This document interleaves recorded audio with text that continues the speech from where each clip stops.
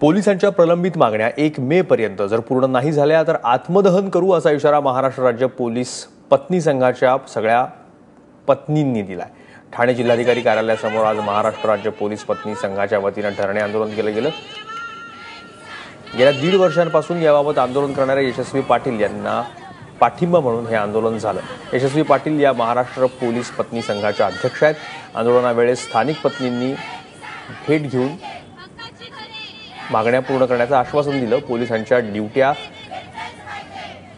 पोलिसांची जी कामाची वेळ आहे ती जवळपास 8 तासांहूनही अधिक जास्त न व्हावी, हक्काची घरं त्यांना मिळावीत अशा प्रमुख मागण्या यावेळेस केल्या गेल्या।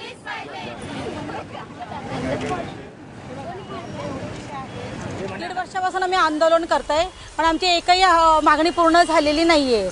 त्या संदर्भात आम्ही 1.5 वर्षापासून सरकारने फक्त आमची समिती नेमली, पण समितीला कुठलाही हक्क कायदे दिलेले नाहीयेत आणि शिवाय एकही मागणी पूर्ण झालेली नाहीये।